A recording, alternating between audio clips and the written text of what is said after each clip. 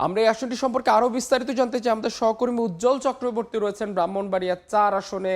উজ্জ্বল, আপনার কাছে জানতে চাই, এই আসনটিতে আসলে বেশ কিছু প্রার্থী হলেও কিন্তু সবার নজর জামাত এবং বিএনপির প্রার্থীর দিকে। তো নির্বাচনী দৌড়ে কে এগিয়ে আছে, মাঠের চিত্র কি বলে, একটু জানাবেন আমাদের বিস্তারিত।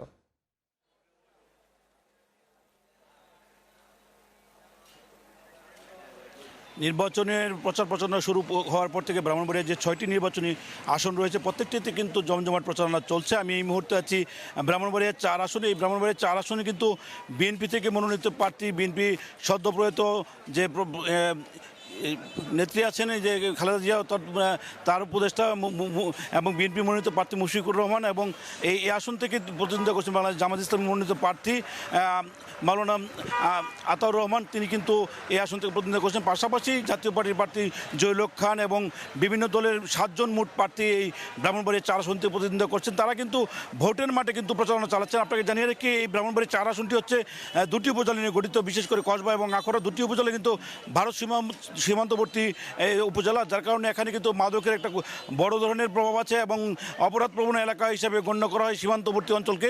সেখানে কিন্তু যে প্রার্থীরা কিন্তু ভোটারদের বাড়ি বাড়ি যাচ্ছেন, তারা উন্নয়নের ফুলঝুরি দিয়ে ভোট চাচ্ছেন এবং ভোটাররা কিন্তু যোগ্য প্রার্থীদেরকে ভোট দেবেন বলে তারা জানিয়েছেন। আপনাকে জানিয়ে রেখে এই আসনে 4,43,000-এর বেশি ভোটার রয়েছে, যার কারণে এই আসনের কিন্তু প্রত্যেকটি, অর্থাৎ ব্রাহ্মণবাড়িয়ার এই আখাউড়া যে উপজেলাটি, সেখানে 5টি ইউনিয়ন এবং কসবাতে 10টি ইউনিয়ন, 15টি ইউনিয়ন এবং 2টি পৌরসভা নিয়ে কিন্তু এই আসনটি গঠিত, যার কারণে কিন্তু ভোটাররা কিন্তু প্রতিদিনই বিভিন্ন গ্রামাঞ্চলে ভোটারদের বাড়ি বাড়ি যাচ্ছেন, প্রতিশ্রুতি দিচ্ছেন এলাকার উন্নয়নে। তবে ভোটারদের বিশ্লেষণে এখন পর্যন্ত আমরা যেমনটা জানতে পেরেছি, এবং বিএনপি মনোনীত প্রার্থী মুশফিকুর রহমান এবং জামাতের যে মনোনীত প্রার্থী আতাউর রহমানের মধ্যে তুমুল প্রতিদ্বন্দ্বিতা হবে এবং ভোটের মাঠটা কিন্তু ভোটাররা কিন্তু এমনটাই বিশ্লেষণ করছেন এবং তাদের কাছ থেকে আমরা জেনেছি, এবং তারা বলছেন অবাধ সুষ্ঠু নির্বাচন হলে তারা যোগ্য প্রার্থীকেই বেছে নেবেন, এমনটি তারা কিন্তু বলছেন। আমরা আপনাকে জানিয়ে রাখি, ব্রাহ্মণবাড়িয়া জেলার মোট 26 লাখের বেশি কিন্তু ভোটার রয়েছে 6টি নির্বাচনী আসনে। প্রত্যেকটি গ্রামগঞ্জে কিন্তু এখন ভোটের আওয়াজ হইতে শুরু করেছে এবং সেটি কিন্তু মধ্যরাত পর্যন্ত কিন্তু এই প্রচারণা চলে। আমরা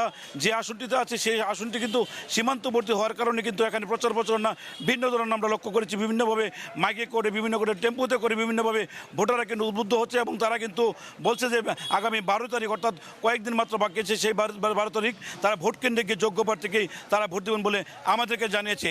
তো এইটুকু ছিল আমার কাছে ব্রাহ্মণবাড়িয়া থেকে ভোটের যে নির্বাচনী তথ্য, তার সর্বশেষ আমার কাছে। তো আপনাকে অসংখ্য ধন্যবাদ। সহকর্মী উজ্জ্বল জানাচ্ছিলেন ব্রাহ্মণবাড়িয়া 4 আসনে প্রার্থীদের কি কি প্রতিশ্রুতি এবং ভোটারদের প্রত্যাশার খবরাখবর।